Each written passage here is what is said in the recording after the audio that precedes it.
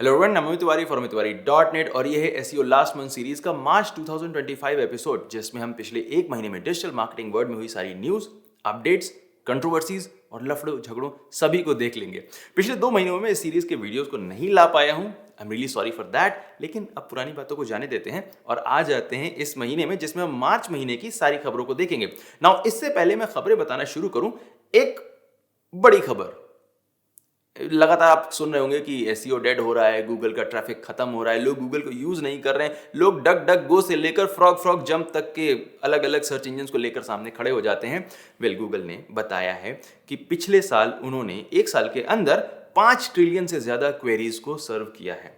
5 trillion का मतलब होता है कि हर सेकेंड गूगल 1,60,000 क्वेरीज को सर्व कर रहा है हर सेकेंड। सो आपका कैरियर सेफ है, मार्केट सेफ है, इधर उधर स्विच मारने की जरूरत नहीं है। कोई कहता है मुझे ब्रेव पसंद है, कोई कहता है मुझे कोई और दूसरा सर्च इंजन पसंद है, उसे आप यूज करने दें। आप भी यूज करें, सभी को ट्राई करें, लेकिन आपका जो यूजर है, आपकी वेबसाइट को जो कंज्यूमर है, विजिटर है, वो गूगल पर ही अटका हुआ है। हम गूगल पर ही फोकस करते हैं।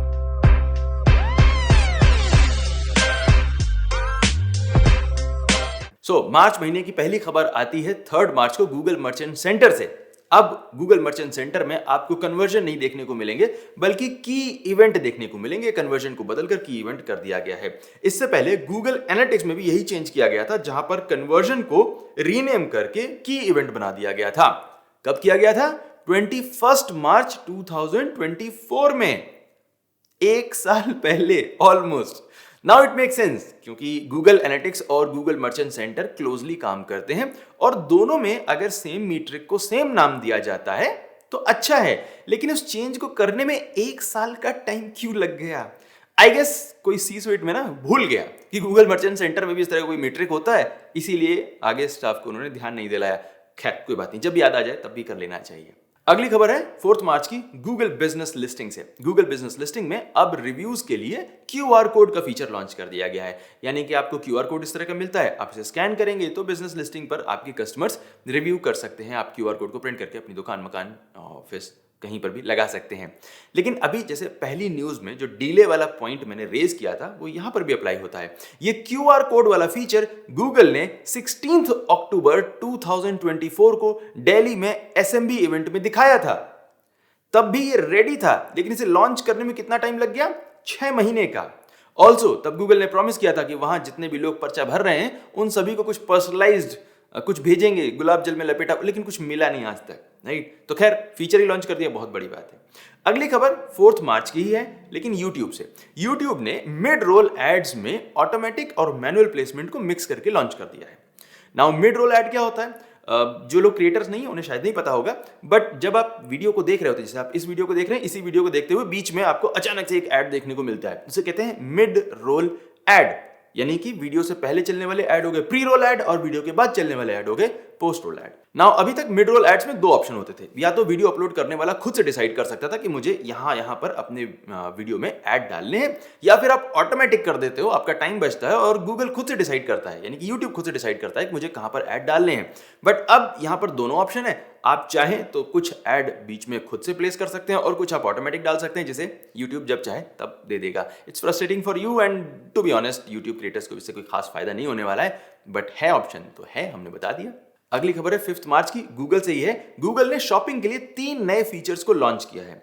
नंबर 1 है विजन मैच, यानी कि अब आपको अगर कोई खास तरह का कोई ड्रेस चाहिए, खास तरह की शर्ट चाहिए और आप डिसाइड नहीं कर पा रहे हो कि ये कहां मिलेगी, कैसे ढूंढूं, कैसे एक्सप्लेन करूं, तो आप अपनी सर्च को सिंपल नॉर्मल लैंग्वेज में आप गूगल को बता सकते हो, एक्सप्लेन कर सकते हो। नाउ गूगल उस एक्सप्लेनेशन और डिस्क्रिप्शन के बेस पर एक एआई इमेज बनाएगा उसी कपड़े की, और आपके सामने कुछ कैरोसेल आ जाएगा, जिस तरह से आपको भी स्क्रीन पर दिखाई दे रहा है। आप इनमें से जिस भी मॉकअप को सिलेक्ट करेंगे, उसी से मिलते जुलते हुए कपड़े किसी भी वेबसाइट पर हो या मर्चेंट सेंटर पर, कहीं पर भी हो, गूगल उन्हें उठाकर निकालकर आपको दिखाएगा। So basically it is just add to search. आप बोलकर नहीं सर्च कर रहे हैं, एक्सप्लेनेशन के बेस पर एक इमेज बनती है, इमेज से सर्च किया जा रहा है। ओके, ठीक है। नंबर 2 है AR ब्यूटी, यानी कि जो भी मेकअप लुक आपको चाहिए उसे आप सेलेक्ट कर सकते हैं गूगल सर्च पर, और इसके बाद गूगल आपके फोन के कैमरा को यूज करके आपके वीडियो के ऊपर उस मेकअप को दिखाएगा। आपको जो भी प्रोडक्ट चाहिए आप उस पर डायरेक्टली क्लिक करके परचेज कर सकते हैं। नंबर 3 है वर्चुअल ट्राई ऑन, यानी कि जो भी कपड़े आप पसंद कर रहे हैं उसे आप अलग अलग शेप के लोगों के ऊपर कैसा लगेगा ये आप देख सकते हैं। सो बेसिकली शॉप ओनर को अपने कपड़ों के अलग अलग ट्राई ऑन या अलग अलग फोटोज नहीं लेने पड़ेंगे, वो सिर्फ एक ही फोटो अपलोड करेंगे। लेकिन जो गूगल है वो एआई को यूज करके अलग अलग बॉडी शेप पर वो कपड़ा कैसा दिखाई दे सकता है, कोई भी पर्टिकुलर चीज कैसी दिखाई दे सकती है, वो आपको सामने दिखाएगा, ताकि आप खुद से इमेजिन कर सकें कि आपके ऊपर ये कैसा लगने वाला है, एंड देन इसके बाद आप उसे परचेज करने का डिसीजन बना सकें। ये 3 फीचर जल्दी ही लॉन्च होने वाले हैं शॉपिंग एक्सपीरियंस में। अगली खबर है गूगल से ही, गूगल एड्स है 11 मार्च की, जहां पर गूगल ने 2 नए चेंजेस अनाउंस किए हैं परफॉर्मेंस मैक्स कैंपेन से रिलेटेड। ध्यान रखें कि परफॉर्मेंस मैक्स गूगल के एड के इकोसिस्टम में बहुत ज्यादा इंपॉर्टेंट स्पेस ले रहा है और गूगल लगातार परफॉर्मेंस मैक्स को पुश कर रहा है ताकि लोग ज्यादा से ज्यादा एड को रन करें, पैसा अपना खोएं और गूगल की रेवेन्यू बढ़ता जाए। खैर, पहली न्यूज है कि गूगल ने व्हाट्सएप मैसेज वाला जो एसेट होता है वो परफॉर्मेंस मैक्स में ऐड कर दिया है। आपको अपना व्हाट्सएप वाला नंबर देना होगा। ये नंबर आपके पर्सनल व्हाट्सएप का भी हो सकता है और बिजनेस व्हाट्सएप का भी हो सकता है, गूगल को कोई फर्क नहीं पड़ता है। इसके अलावा आपको एक स्टार्टर मैसेज भी देना पड़ेगा, यानी कि जब लोग पहली बार आपको व्हाट्सएप वाले बटन पर क्लिक करके मैसेज करें तो वहां पर क्या मैसेज ऑटोमेटिकली टाइप हो जाए। इसके बाद आप इस एसेट को यूज कर सकते हैं और लोग जब भी आपका ऐड देखेंगे उसके नीचे व्हाट्सएप वाला ये एसेट दिखाई देगा, उस पर क्लिक करके वो आपको डायरेक्टली व्हाट्सएप मैसेज भेज सकते हैं। आपको यहां पर ध्यान रखना होगा कि आप अपने ऐड की हेडलाइन में कहीं पर भी व्हाट्सएप ना यूज करें, अदरवाइज गूगल इस एसेट को नहीं दिखाएगा। आई थिंक ये ट्रेडमार्क से बचने का एक तरीका है। ऑल्सो जब आप व्हाट्सएप एसेट को यूज करते हैं तो आपको इस एसेट के लिए भी इंप्रेशन का डेटा मिलेगा, क्लिक का डेटा मिलेगा, कॉस्ट का डेटा मिलेगा, सीटीआर का डेटा मिलेगा, सीपीसी का डेटा मिलेगा, इनफैक्ट व्यू थ्रू कन्वर्जन वाला डेटा भी मिलेगा, जो कि एकदम निहाती बकवास टाइप का कन्वर्जन है, लेकिन गूगल ने इजाद कर रखा है, मेरा काम है आपको बताना। दूसरा अनाउंसमेंट है कि गूगल ने जनवरी 2025 में परफॉर्मेंस मैक्स में नेगेटिव कीवर्ड्स को लॉन्च किया था पब्लिकली। मतलब ये पहले भी बीटा टेस्टिंग में था, लेकिन गूगल ने पब्लिकली लॉन्च कर दिया था। लेकिन तब नेगेटिव कीवर्ड्स की जो लिमिट थी वो 100 थी और अब मार्च में इसे बढ़ाकर 10,000 कर दिया गया है। डबल जीरो बढ़ा दिए हैं बस खाली। खैर, अगली खबर पर आ जाते हैं जो कि है गूगल एड्स एडिटर से 12 मार्च को गूगल एड्स एडिटर का जो उनका ऑफलाइन एड एडिटर है उसका वर्जन 2.9 रिलीज किया गया है। इसमें कुछ चेंजेस हैं, हर वर्जन में थोड़े बहुत चेंजेस होते हैं। नंबर 1, वर्टिकल वीडियो क्रिएशन का सपोर्ट अब आपके गूगल एड्स एडिटर में है, यानी कि अपने वीडियो कैंपेन के लिए वर्टिकल वीडियो क्रिएट कर सकते हैं एड्स एडिटर के अंदर ही। नंबर 2, यूट्यूब मास्ट हेड एड का सपोर्ट दे दिया गया है। नंबर 3, परफॉर्मेंस मैक्स में जो एज का एक्सक्लूजन होता है उसका सपोर्ट आ चुका है एड्स एडिटर में। और साथ ही में अब आप एड्स एडिटर में ऐसी गूगल शीट्स को भी यूज कर सकते हैं जिनमें एक से ज्यादा टैब्स होती हैं, which is a very useful function.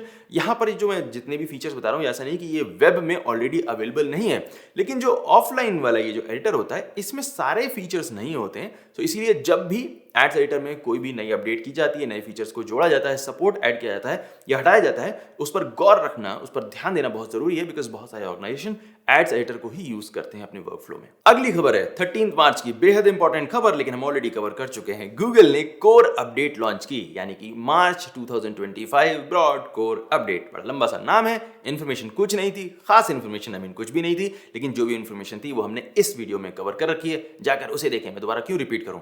Also unique point ये है कि ये अपडेट 27 मार्च को कंप्लीट हो गई थी, रोल आउट कंप्लीट हो गया था। तो 27 मार्च के बाद आपको वेट करना है एक हफ्ते का और इसके बाद अपनी वेबसाइट को टेस्ट करके देखें कि कौन कौन सा पेज अफेक्ट हुआ है, कौन सा पेज नहीं अफेक्ट हुआ है। ये डैशबोर्ड आपको बनाना कहां से देखने को मिलेगा, मैंने भी बोला था ये वाला वीडियो है, इसी वीडियो को देखना है, इसी वीडियो पर सारी इंफॉर्मेशन मिलेगी। इसके बाद आती है खबर 14 मार्च से गूगल एंड्रॉइड से, बेसिकली गूगल से नहीं है बट ये इंपैक्ट करती है हम सभी एसईओज को भी।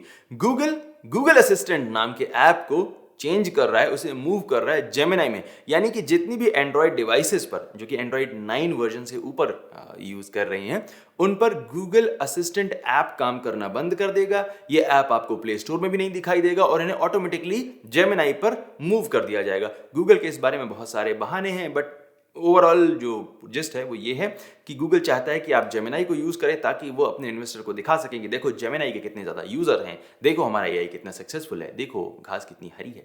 और इस महीने की लास्ट खबर है गूगल से ही। गूगल के मार्टिन स्पीट ने यूट्यूब शॉर्ट में बताया कि अगर आपकी वेबसाइट के पेजेस को लोग यूज नहीं कर रहे हैं तो गूगल उन्हें डी इंडेक्स कर सकता है। इसका मतलब क्या हुआ, क्या कहना चाहते हैं मार्टिन स्पीट? देखिए, लोग आपकी वेबसाइट के पेजेस को यूज नहीं कर रहे, इसका मतलब है कि पहली बात तो कि गूगल ने आपकी वेबसाइट के किसी पेज को इंडेक्स कर लिया।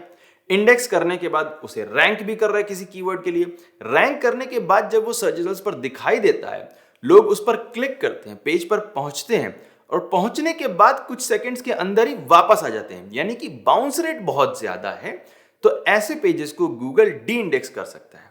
यानी कि अब आप ये भरोसा नहीं कर सकते कि गूगल ने सिर्फ किसी पेज को इंडेक्स कर लिया, उसके बाद रैंक भी करने लगा तो वो पेज हमेशा रैंक बना रहेगा। आपको फोकस करना होगा कि भाई लोग आपकी वेबसाइट पर आए या उस पेज पर आए तो उस पर थोड़ी देर टिकें। नाउ ये अपने आप में सिर्फ एसईओ रीजंस की वजह से नहीं हो सकता है। मे बी आपकी वेबसाइट पर वो जो उस वेब पेज पर जो कंटेंट है वो बहुत अच्छा है। नाउ इट इज पॉसिबल कि उस वेब पेज पर कंटेंट बहुत अच्छा है लेकिन पेज का सीएसएस कहीं से ब्रेक हो रहा है जिसकी वजह से लेआउट अच्छा नहीं दिखाई दे रहा है। मे बी पेज का यूआई अपने आप में अच्छा नहीं है, कलर जो कंट्रास्ट है वो अच्छा नहीं है, या इमेज अच्छी नहीं थी, कोई भी दूसरा रीजन हो सकता है जिसकी वजह से लोग पेज पर जाते हैं और इसके बाद तुरंत वापस कल्टी मार लेते हैं, आपके पेज पर रुक नहीं रहे हैं। और ये जो ना रुकना है ये आपके पेजेस को डी इंडेक्स करा सकता है। सो प्लीज मेक श्योर कि आप गूगल एनालिटिक्स में जाएं और गूगल एनालिटिक्स में जाकर देखें कि जो आपके इंडेक्स पेजेस हैं उन पर एवरेज जो सेशन ड्यूरेशन है वो इतनी रहे कम से कम कि आपके पेज के कंटेंट को पढ़ा जा सके। कुछ 30-40%, 50% भी लोग आपके कंटेंट को पढ़ रहे हैं। अगर किसी पेज पर जो एवरेज सेशन ड्यूरेशन टाइम है वो बहुत कम है तो उसे इंक्रीज करने की तरफ फोकस करें, वरना वो पेज डी इंडेक्स भी हो सकते हैं।